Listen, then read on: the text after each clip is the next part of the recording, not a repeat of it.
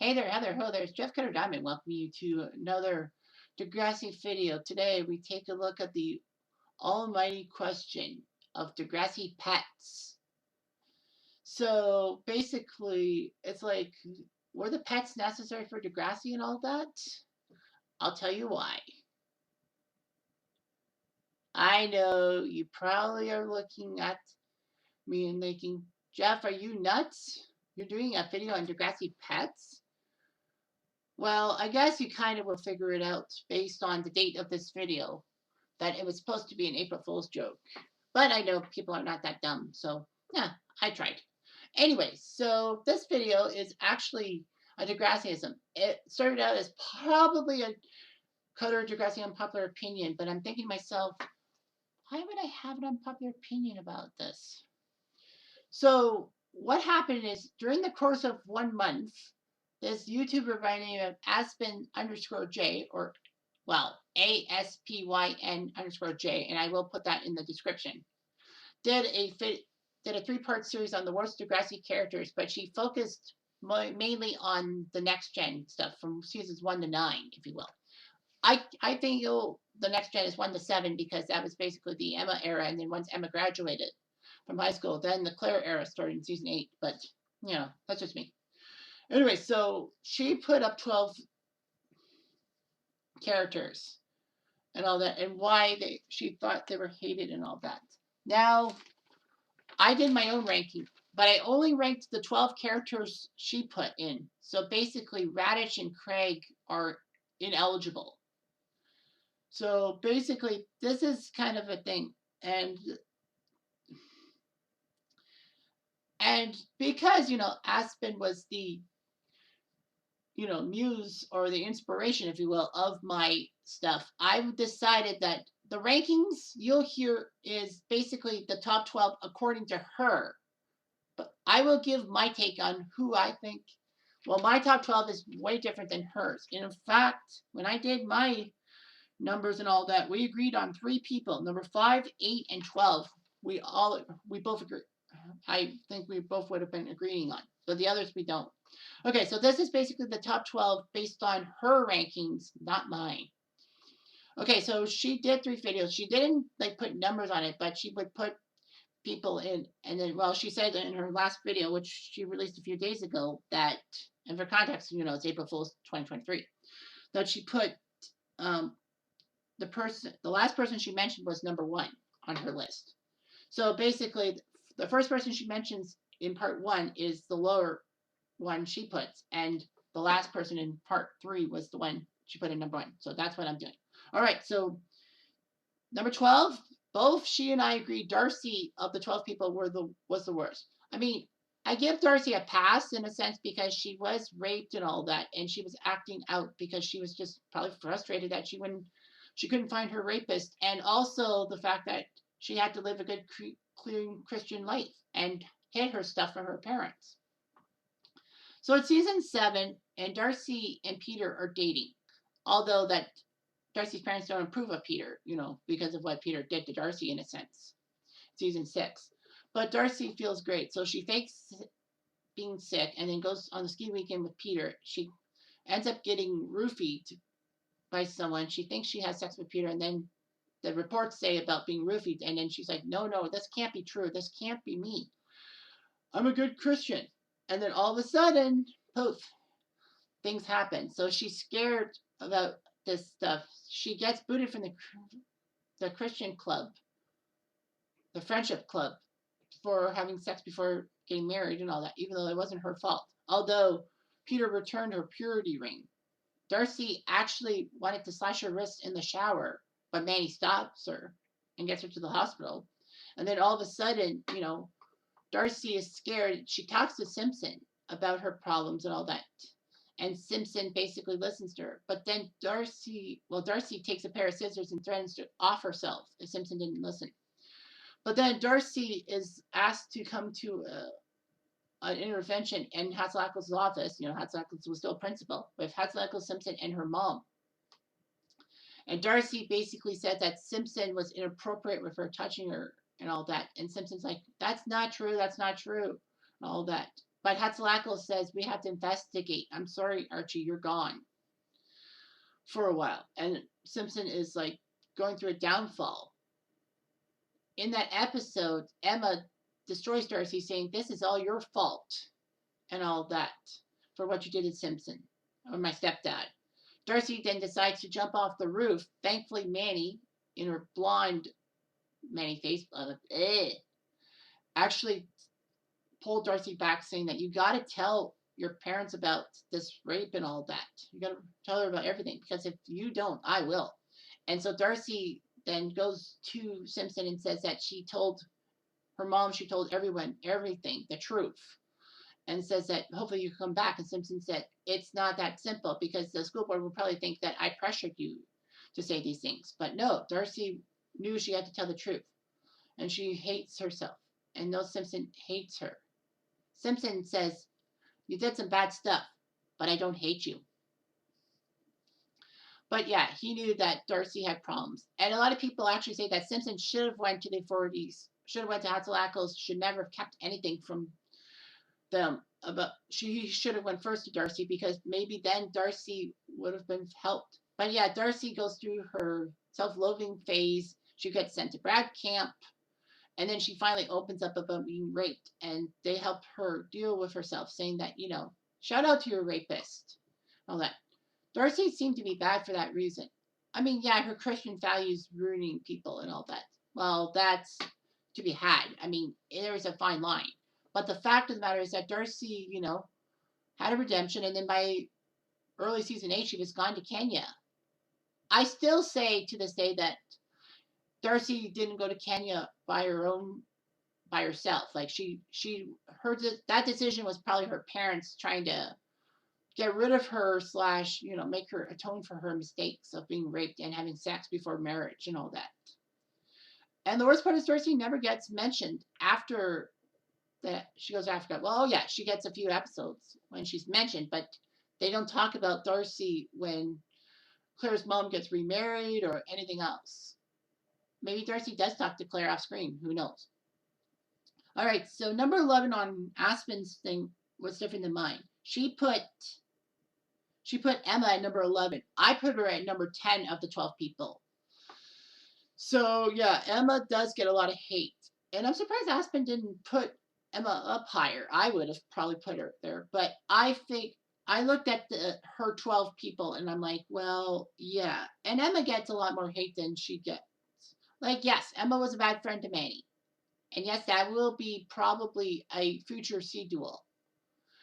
But the fact of the matter is, she was hypocritical. She was self-centered. She was just a cause girl causing a lot of problems, and basically triggered to the point of no return, especially in season 2. Like, Emma gets hated for thinking that Armstrong is touching Liberty inappropriately or something like that, comforting her illegally. But, Emma was just airing out her grievances to Manny. Manny says, I think it's just nothing. And then people will overhear it and spread the rumors. And Emma gets hated for it. But Emma was just concerned. I mean, after all, she was groomed by that guy online in the first episode of Next Gen. So, it was never said that, Emma was just feeling uncomfortable because of this whole catfishing shit. But Liberty blew her off. She got angry that the school wanted cheerleading because she thinks cheerleading is sexist. Although Paige says, we're going to have boys on the squad. Sexist and sexism and gender are two different things. Like, it wasn't the gender problem. It was just the fact that they think cheerleaders are bimbos and they're better than they are. Of course, Paige thinks that this will ruin the Spirit Squad, but fortunately, Emma's article did not. And then, she was mad about the school having those news things about the hypocritical stuff. But then Tracker, Sean's brother, tells Emma that, they pay the school for this stuff, and the school gets the supplies they needed. And Emma sometimes doesn't see both sides of the argument. Of course, she got easily triggered when she learns that her mom's dating her teacher. I mean, who wouldn't like that? And then, Radich with the GMO foods thing and freedom of speech, and, the whole abortion thing that Spike wanted to abort the baby and said that she didn't want a second mistake, and Emma was pissed off and goes to Snake. Yeah, and then her relationship with Manny was very terrible and all that. I will admit that, as much as I like Emma in a sense, that Emma did mess up the relationship with Manny and all that. Especially in season 5 when she dates Peter out of freaking nowhere. Like she dates Peter, even though that Peter put Manny in a bad spot and all that. So I think in a way that, it just had to be that way.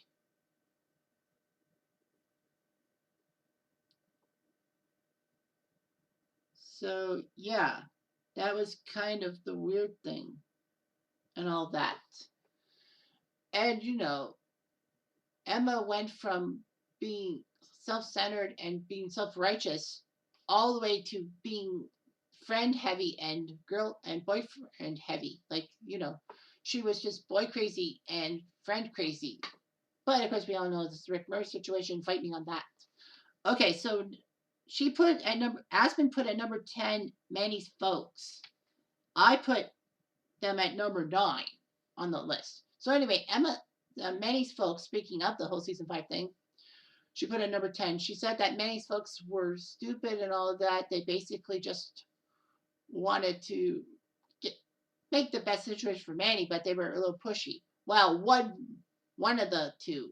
In fact, Manny's dad was pushing Manny to do things his way. He thinks he knows best and all that. And his whole Catholic Filipino personality came out. Well, when Manny found out she was pregnant in season 3, and Spike says, I think your parents might be okay with it. Mine were. And Manny says, no, because my cousin was shipped to the Philippines in a convent.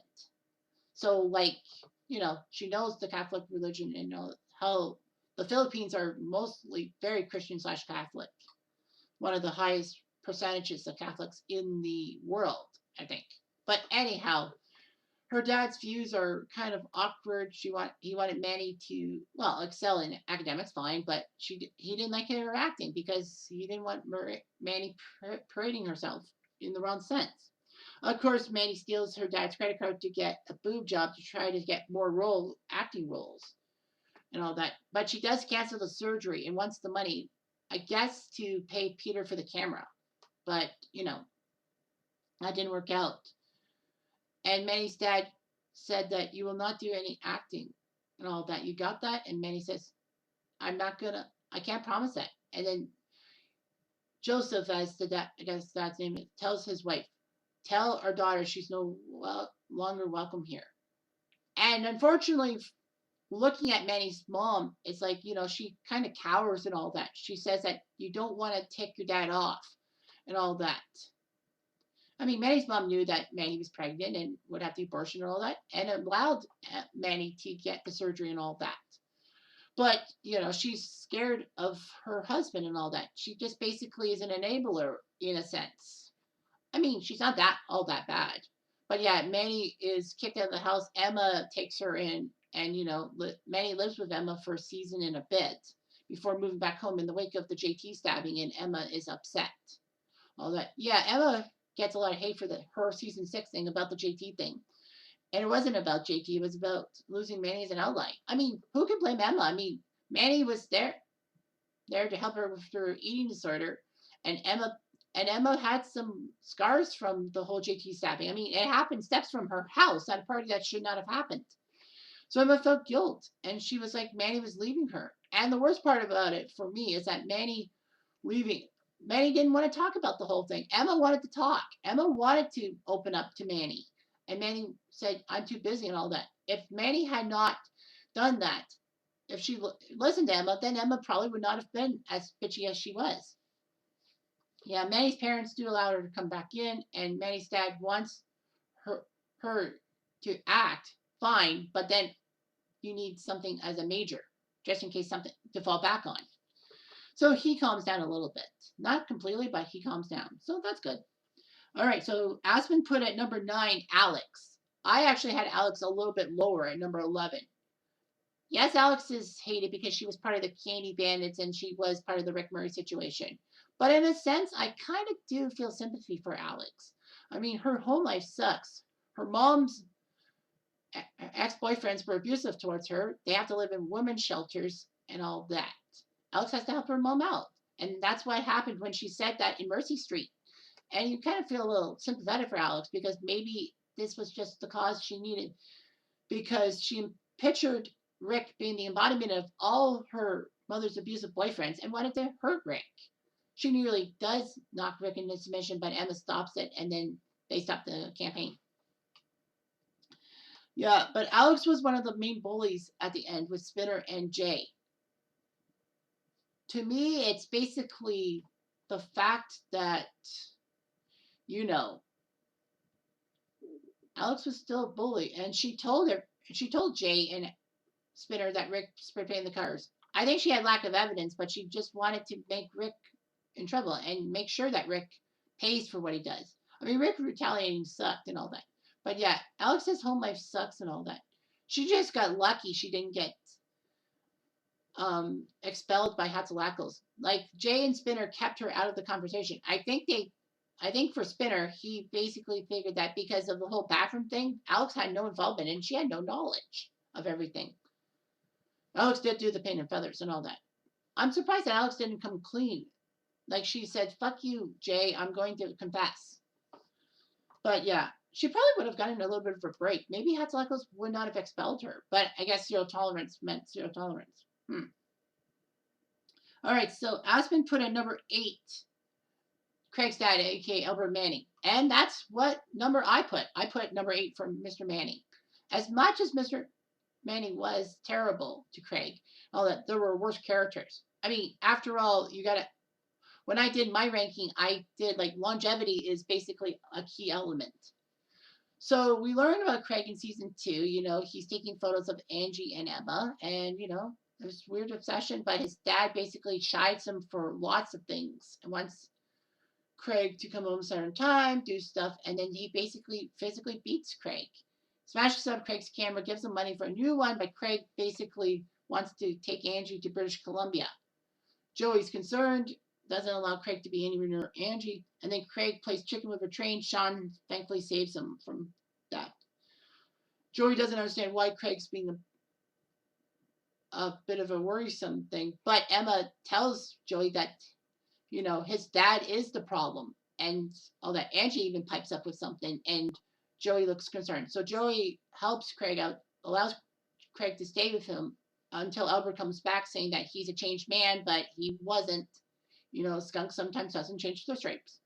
So then, after a fight with Craig, he goes home angry. Craig then the next day learns from Joey that his dad crashed his car and died.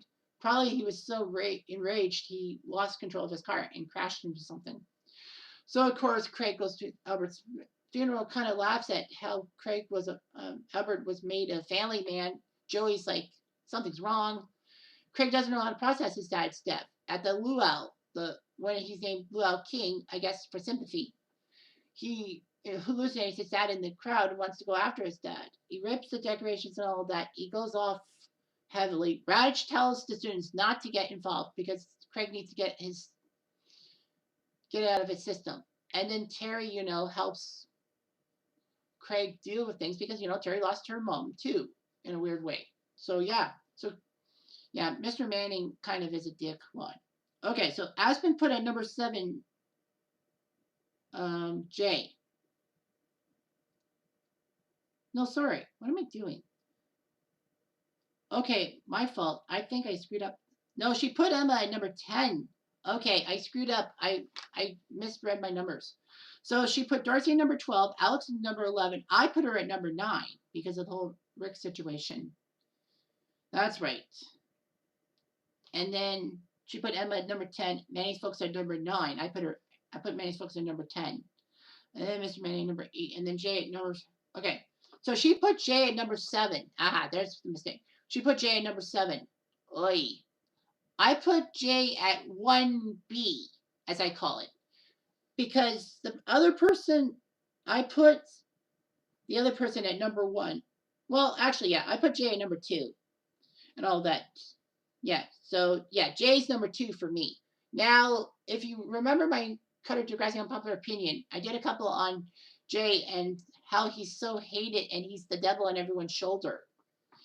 with the philosophy because what was Jay's track record? Season 3, he came about with his gang, the Candy Bands, and convinced Sean to join his group. I mean, Jay and Sean were fighting off screw grounds. Raditch still wanted to punish them, but yeah. So Jay and Sean bond and get Sean to leave the Emma for the Candy Bandits. And Jay, brags about things to Emma. But anyway, yeah, so he gets Sean away. He does the Candy Bandits. Let's not forget season 4 and what he did. Yes, he was part of the gang to destroy Rick and all that. But the problem with Jay is that he was the worst of the three with Spinner and Alex because the simple fact is that Jay was there just to cause trouble. I mean, if he had a connection with Terry like Spinner did or had problems with domestic violence like Alex dealt with, then that's fine. But then all of a freaking sudden, Jay um, was just causing trouble and all that. Jay convinced Spinner to pin things on Jimmy in the bathroom because he saw the pin and feathers and knew Rick was hiding in the stall and knew that they had to convince Rick that Jimmy did it. Well, to break up the friendship, although they both didn't know that he had a gun and would have shot Jimmy. So yeah, Jay had like no sympathy for anyone saying that we did the world a favor by getting rid of Rick and all that. But what if Rick was alive and all that? Then Jay would have been in deep shit. So anyway, Jay was terrible and all that. No remorse, no nothing. He almost was given a chance to come back to Degrassi, but he refused, saying that Degrassi pinned things on Spinner because they needed someone to blame. But I mean, Spinner came clean on his own accord. He should have came clean beforehand. So yeah, Jay in season 5 popped up telling JT to sell OxyContin because people will sell their grandmothers or their mothers for the stuff, and then money for the baby and all that. Unfortunately, though, things don't go too well, and JT decides to overdose. Jay, to his credit, actually saves JT, getting him to the hospital and all that, and showing concern for JT.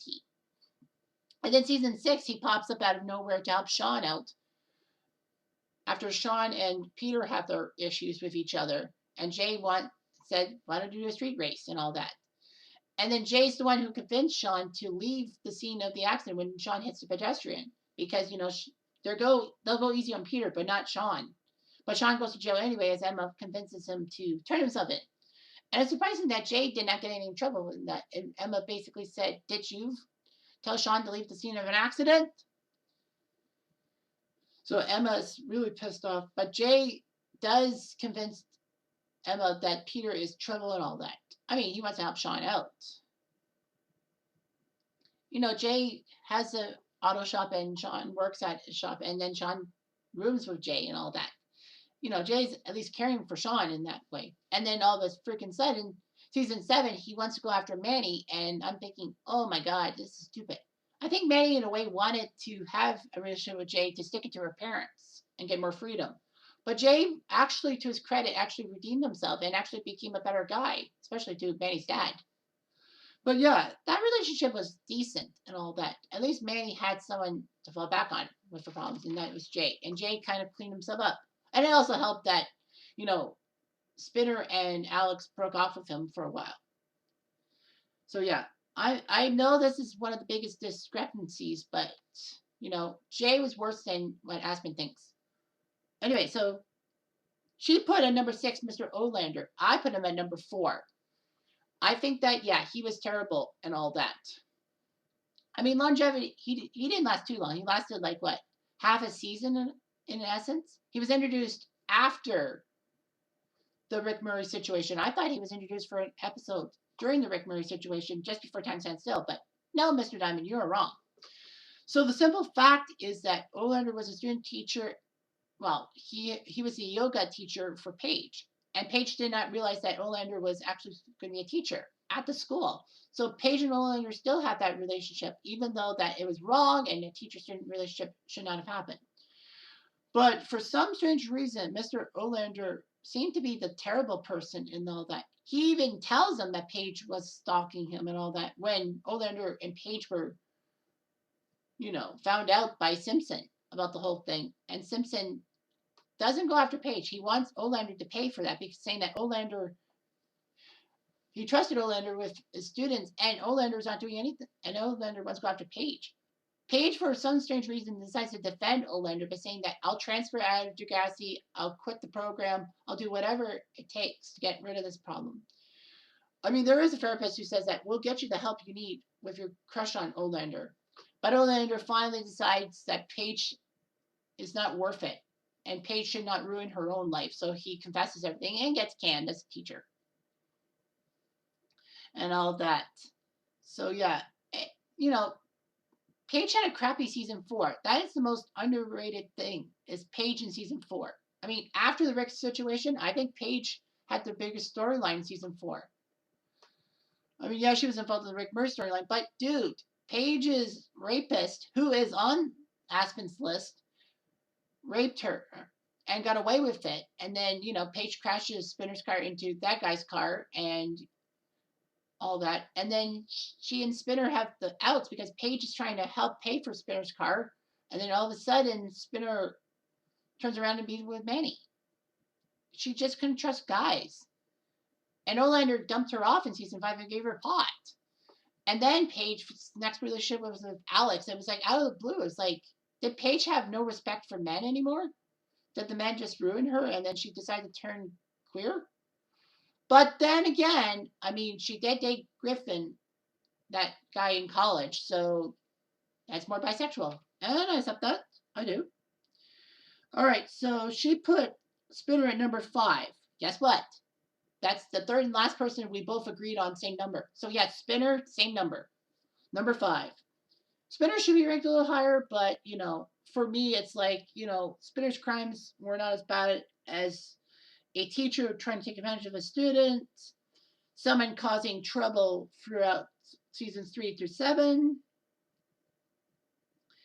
a guy who tried to use blackmail and got away with a lot more, and a psycho who took a gun to the school. So yeah, so Spinner was terrible. Spinner was basically the bully in seasons 1 through 4 and all that. He was just a troublemaker and made no qualms about it. But the simple fact is that, Spinner was there to try to harass Rick and put him out of Degrassi. I mean, Spinner had good reason. After all, season 3 in the episode, what was it? I would say Don't Dream Is Over, but some would say Anytime I Lay My Head. But no, I think it's Don't Dream Is Over. Because I always, when I hear that song, Don't Dream Is Over, it gets me Degrassi brain. But anyway, yeah. Like, there was a road trip with Paige and Spinner and Jimmy with Hazel. And Terry was going to be on that trip, but she had nobody around. So she took Rick. And everyone agreed to keep an eye on Terry and Rick. Unfortunately, Terry goes after Rick walking and then accidentally gets her head bonked on a rock. So, Spinner was upset. He blamed himself and Paige for what happened. Spinner went after Rick, but his mom stopped him. As in, Rick's mom stopped him. But Spinner was upset that Rick was coming back. Absolutely, he was. And he had good reason to. He was still part of the bully group in Time Stand Still when he and Jimmy put Rick in a dumpster and then Rick retaliates with spray paint. Spinner, of course, is shocked. I think more shocked that Jimmy actually decided to switch sides because Rick convinced him that he was being tormented and Toby's being tormented. So Jimmy says, knock it off, enough is enough. He's not going to transfer. So yeah, so Spinner actually talks to Rick and says, you should do the tiebreaker and all that, sending him up to be painted and feathered. Spinner does have his reservations, saying that, do you think Alex can pull this off? And Jay says, that's what you get for dating the student council vice president. Nobody asks questions. So then the paint and feathers drop. Spinner and Jay are happy with themselves. Spinner does the stupid move by bragging about it to Jimmy on the basketball court. Let's not forget that Spinner bragged about it to Jimmy before the offense of Jimmy being shot. That's an underrated scene. And then, in a deleted scene that stupidly was not shown, Spinner and Jimmy, even though they literally fought, were walking together with Craig. Spinner calls Rick a chicken boy. Radich wants answers at 3:30. And then that's what happens. But then, Spinner's lying when he tells Jay, dude, Radich knows. And then Jay convinces him of Jimmy because of paint and feathers and hiding in the stall. And Spinner was reluctant. Spinner should not have let Jay play him for a chump. I think that's kind of like state the obvious cutter. Anywho, so yeah, like the whole Radish nose line. It's a double-edged sword. If you see the deleted scene, you can kind of guess that maybe Spinner says, "Oh my God, Radish wants to talk to me at 3:30 about things." But then, of course, in the real product, take out the deleted scene. Spinner is just saying Radish knows, thinking that Jimmy might narc on him. Although that's fair enough. And then Spinner shows instant guilt over finding out Jimmy got shot, and then put two and two together, saying that Rick had a gun. Oh my God, they're gonna find out that we planted this on Rick. I gotta tell someone. Now you gotta remember that they had no clue Rick died when they did that scene, because if Rick was alive, he'd tell all and all that shit. And Jay was happy because Rick's dead, then they wouldn't have to deal with the problems. Unfortunately for Spinner, he held the guilt for 3 months and then finally told Jimmy. He should have came clean beforehand. Spinner gets chastised by the school, ostracized and all that. Spinner does tell on himself and Jay for their actions, and Hatzilakos is shot. Hatzilakos then throws the book at Spinner, expelling him. Rightfully so. Spinner actually does show up a few episodes later wanting to finish his year, but Hatzilakos said, "No, you can't. You're done. Your season's over." And says, "You could take some summer school courses." Spinner's not too pleased and wants to burn the school for burning his advances, but then Jay, out of freaking nowhere, says, "This is not how you make your friends back. Get your friends back." And then Spinner takes the summer school courses, and Hatzilakos tells Spinner, "You're allowed to come back, but one false move, you're out." And Spinner says, "I will make you proud." And then Spinner decides to do a redemption arc, go to the Friendship Club, be with Darcy, try to change things, and basically break up with Jay, which is probably the best move I think Marco and them thought, because he needed to break off from Jay, who he viewed as a better friend than Jimmy. It was like, what the fuck? Fortunately, though, Spinner and Jimmy do talk to each other, and they both open up a t-shirt shop together. It's like crazy. But yeah, that was crazy how those two stayed together. Spinner did have a few things, like testicular cancer and being with Jane and all that. But, Spinner was good. He loses bad boy points because of his redemption. All right, so she put Derek at number 4, and I put him at number 6. Yeah, Derek was terrible and all that, and caused trouble. But everyone forgets about Derek is that Derek was not actually always a douche. In seasons 5 and 6, he was decent. Season 5, he was friends with Danny, aka Liberty's brother, and actually helped Liberty deal with the adoption thing, because Derek was adopted, and his birth mother put up a treasure chest to know that he was loved, but she couldn't keep him. So Derek suggests that to Liberty for her baby boy moving to Seattle. So yeah, Derek wasn't that bad of a guy. And in season 6, I know that he pissed off Perino and all that with spilling coffee, and then Perino was acting like a bully to Derek and wants Derek to pay for what he did. Like, Derek tries to apologize and all that, but Perino says, "I don't want to see you around." And basically, Derek's the one being bullied. Everyone says, "Well, Derek deserved to be bullied by Perino." No, this was when Derek was likable. And, Perino got in trouble. I think Simpson had enough and basically told on Perino. Perino got some kind of discipline and all that. I think Hatzilakos had no choice. But, Perino didn't completely change his ways throughout the years, but he softened a bit. I know, Perino was just tough love. But the simple fact is that, Derek was okay and all that. But then by season 8, he was being a douche. He actually was chasing after Rachel, a Lakehurst girl, and to get her, he framed Danny for shoplifting. It's like, what the fuck, Derek? You were acting like a jerk. And that's not the biggest jerk move by Derek. Derek, to me, well, his worst thing was basically harassing Jane, who was on the football team. Jane was a decent player, but Derek and them didn't like Jane on the team. They wanted to push her off the team, but she stayed on the team and all that. Derek finally got booted a little bit and got his comeuppance. I wish Spinner had done something like that and protected Jane from that. So yeah, like, that's a big mistake by the writers not having Spinner go after Derek for what he did. And all that. Derek didn't deserve Danny or anyone else. Post season 7. Okay, so she put Dean at number 3. I put Dean at number 7. Now, I actually put Dean lower on my list because of the longevity. I mean, I could technically have put him at probably number 5. I should have put him at number 5, but too late. I already put someone at number 5. So, yeah, like it's just a longevity thing that actually that part of the curriculum with me doesn't sit well. I mean, yeah, Dean in season 2 was from Bardell and invited Paige to a party and then raped her. Paige felt terrible and all that. Hazel goes to the 40s with it. Ashley helps Paige out. Paige goes to Sauve. Paige was hiding it, but she wanted to do something better. So anyway, Paige is that way, and then season 4, she finally gets her rape trial in the season 4 premiere, and then she answers all her questions from Dean's lawyers respectively, and she doesn't flinch. The judge says that Paige's testimony was great, but then the judge gives the verdict that a lot of people didn't want to hear, but is unfortunately too true sometimes, even in 2004. That lack of evidence and no eyewitnesses, I have no choice but to let Dean go. Dean's lawyer even looked perturbed, and something's going to go down when Dean's lawyer even was upset by this ruling. I guess by law she had to protect Dean, but she kind of figured that Paige deserved better. Dean got off scot-free. He bragged about it to his college people, but Paige got him kicked out of the fraternity.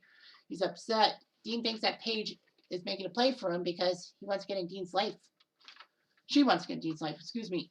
And then all of a sudden, she crashes Spader's car into Dean's car, but then decides to confess, saying that that's what good people do when bad things happen. But Dean keeps thinking that Paige wants to be with him because it's like, you could leave me alone if you don't want to be with me, but why do you want to gravitate towards me?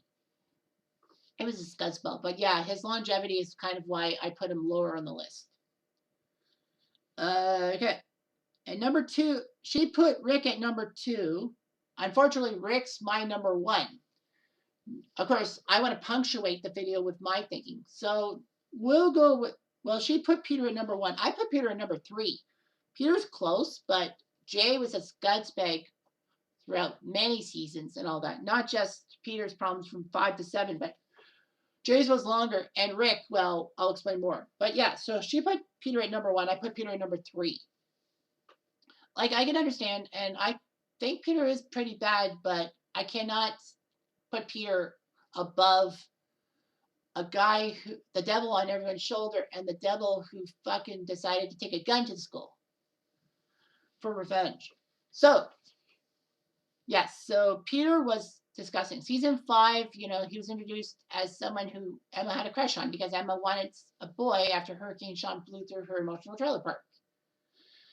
I guess leaving her high and dry in Back in Black season 4 was not good, and Emma tried her best to be with the guy, but she didn't. I apologize for the fact that the sunlight's getting through my window now throughout the video. But regardless of that, what happens is, Peter wants to be with Manny. Manny says, go with Emma. Peter gets Manny drunk and then got Manny to flash Peter, I'm going to be famous. Obviously, I'm not going to lift my shirt up because that'd be wrong. Simply put, Peter blackmails Manny saying that you broke my camera. I need $3,000 for a camera. Really? Well, this is 2004. But anyway, Manny can't get the money. So Peter says, well, your video is being shared around the school. I gave you one simple thing and you didn't do it. So he makes Manny very much humiliated in front of the school. And, Peter didn't face any backlash. And then we find out Peter was House Knuckles' son, and Emma and Manny are shocked. And all that. So Peter gets detentions, but he doesn't get suspended or expelled. I don't know why. Motherly love my ass. So anyway, yeah, Peter is all that. But Peter gets onto Emma after Emma tries to revenge porn Peter for what he did to Manny. Emma falls in love with the pictures and can't stop seeing him shirtless. So, matter of fact, he's like, Emma catches him and she's happy with him. And then, Peter and Emma date in secret, but that gets broken up. Peter finds out that Emma is having an eating disorder, wants to help her. Emma blows off at Peter saying, you take advantage of drug chicks. But Peter's there to help Emma through her eating disorder, and there's still a couple in season 6, much to a lot of people's chagrin. And then Sean breaks him off and all that. Peter wants to know from Emma who she likes, and she doesn't give a straight answer. So Peter figures to keep the relationship, he needs to get rid of Sean. So he plants drugs in Sean's locker, gets Sean expelled. Peter thinks he's won. Sean says, "Yeah, you are only doing it because your mother is the principal." And then they have that street race where Sean hits a pedestrian. Peter remains at the scene trying to help the person because they'll go easy on him. He gets community service thanks to some connections. And then, he's still with Emma, but then he puts the mask in Emma's locker, knowing her combination. And Peter's like, well, Emma says, "I never gave you it." "Yeah, I have the locker codes from my mom." And Emma figures, wait a minute, then you put the drugs in Sean's locker. "I did it to save our relationship. Don't ever come near me ever again." And Peter, is in trouble with Hatzilakos. And a lot of people were like, why did Peter not face any punishment from the drugs in the locker and all that? I think, in a sense, Emma should have basically told Peter, "You tell your mom about these things or I will." Emma should have forced the issue. I mean, Simpson wanted to talk to Hatzilakos about the issue and get Sean back in, but Sean says it's useless. That would have ruined Peter.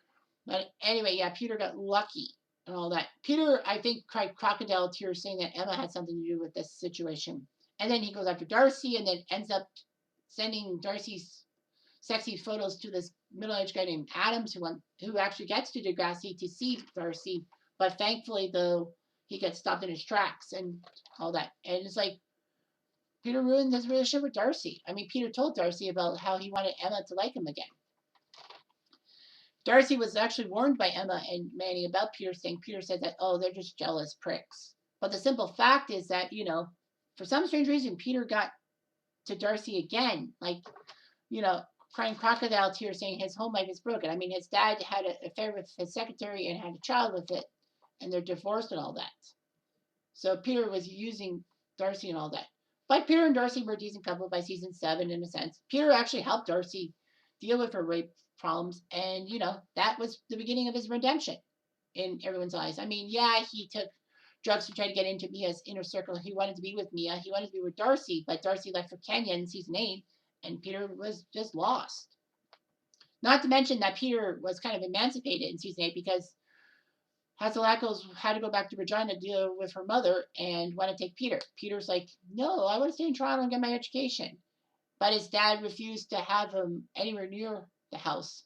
Peter says, I'll just take up a room in the garage. I won't take up much room. Nope, we're going to have a family. And Peter actually gets an apartment. I think his dad does pay for it as part of the emancipation thing. So yeah, Peter, but then Hatzilakos comes back in season 9 to deal with Peter's drug problems, even though it was a 48-hour thing. All right, so that's that. But, my number one, I'm sorry, Aspen, but number one is Rick. Okay, so Rick, was treated badly, in a sense, with being bullied and all that. He did deserve it, though. He did deserve it. I'm not saying he didn't deserve it because he freaking did. The simple fact is that, Rick, hurt Terry twice. Let's not forget that he pushed her against a wall earlier in season 3. And they broke off, and then this whole rock thing. He was angry and all that. He was right to think that Paige was just putting Terry under her shadow. That Paige does not want Terry to emerge under her shadow. That I agree with. That's why I kind of hate on Paige in that. But the simple fact is his actions were wrong, and shoving Terry was wrong, and she hit her head on the rock, and then blood came out, and he had blood in his hands. And then runs off from Spitter and Paige. Rick never gets a criminal charge against him for many reasons. I mean, Spitter and Paige should have at least went to the police and all that. Even if he doesn't get a criminal charge that way, at least they tried, and it'd be the police's fucking fault, not theirs. Terry's dad should have done something with the cops. But then there's also the fact that maybe the case would have been wrong, or it would have been just plain accident. Rick would have gotten out of it somehow, in some way. Of course, Rick coming back to the school pisses everyone off. That why would Raj do such a thing? Raj does say in a deleted scene that stupidly was not in the main product. That should have been. He's like, without a criminal charge, a student can study in my school. I mean, I think Raj may have had the option of telling Rick you should go to another school. I wish he did. But basically, it comes off as Raj probably trying to duck the issue, and it doesn't help that Raj chides Emma saying that this is not one of your stupid crusades and all that shit. But the fact of the matter is that Rick got what deserved what he got. But Rick never retaliated. Like Rick, I think in a way was trying to prove that he was better than everyone else. So then, of course, time stand still happens. He gets put in the dumpster by Jimmy and Spinner, and then he buys spray cans and puts the circle and the X on his tormentors' cars. He gets blamed for it, and they want to destroy him. And Rick actually felt good. He was a part of the Wacky Brain team with Jimmy, um, Toby, and Emma. Like he was close to Emma because Emma protected him from a beating from Alex, and Rick felt that Emma had to care for him, even though Emma said, "I only did it because it was the right thing to do." And then he and Toby, were fast friends, and they were geeks who played for role playing dice in a kissing bet, which Toby easily won, even though Toby paid Darcy $5 to go with Rick. Idiot. But anyway, yeah.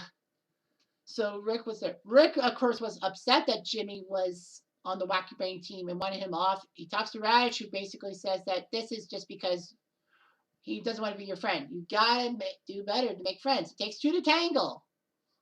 Like Raj completely missed the point. But Rick did not say he was being bullied or tortured and all that. He would have. Because even if Raj didn't want to help him out at first, Raj could have easily said, "Well, if this happens again, tell me and I want evidence." That would have helped out. But no. So anyway, Radich aside, Rick then finds a fast friend with Jimmy because after Toby gets tormented, he says that I'm being tormented, Toby's now being tormented, and Jimmy's like, this has to stop and switches sides. Rick, of course, wants to come closer to Emma, so he basically holds her hand during the Wacky Brain thing and then whispers, "And let's hope you hear this. This is for you." I couldn't do it too quietly because I didn't know if it was going to pick up on the microphone. But the simple fact is that, he was fond of Emma, all that. Long story short, he gets painted and feathered. He kisses Emma, saying that, you're my muse. And then Emma's like, "I pitied you, get a clue." Rick goes back to his home, no parents. He finds his dad's gun in the desk and pulls it out and doesn't know what to do with it. Is he going to kill himself like Chloe Tanner, or is he going to shoot up the school? Which we didn't really see in the Degrassi universe up to that point. So he goes to the school to try to destroy Paige, starts to lift the gun out of his backpack, but Paige doesn't see it. Paige apologizes for everything, saying that Rick didn't deserve what he got. And then Rick realizes she's being genuine, puts the gun back in his bag. No one saw the gun except for Rick. And then he puts the gun in his locker, and then he finds out that Jimmy was behind this whole thing. So Rick decides to do something about it and shoot Jimmy. Now remember, everyone says, "Oh, Rick purposely shot Jimmy." Rick had second thoughts. He turned his head, and this way, sorry, and had the gun. If Rick really wanted to shoot Jimmy, he would have gotten Jimmy in the head, not the spine. And then, Rick goes after Emma, but Sean saves the day by accidentally shooting Rick in the stomach with the gun, but that was the right thing to do in a sense. So Rick's dead. Yeah, Rick should get some sympathy. He was bullied, and he would have had sympathy had he not retaliated. I think he wanted to retaliate, basically saying that, what if the shoe's on the other foot, and how would you feel? But, unfortunately, they basically would have ratcheted up 11. But the simple fact is, and I'm going to yell this because I always like to yell this, Rick brought a gun to the school. No sympathy whatsoever. That's why he's number one on my list. You don't bring a gun to school for revenge and all that and expect to be liked. Hunter even wouldn't be liked by me. You just don't do that. No retaliation. You would have won. You would have had everybody over a barrel. And I put it on popular opinion on why Rick's death actually was good for Degrassi students going forward, because things would have been a lot different. Rick should not be feted in any sense of the word. I'm sorry. That's how I feel. Sorry, Aspen J. Rick's the worst, not Peter. End of story. I'm sorry.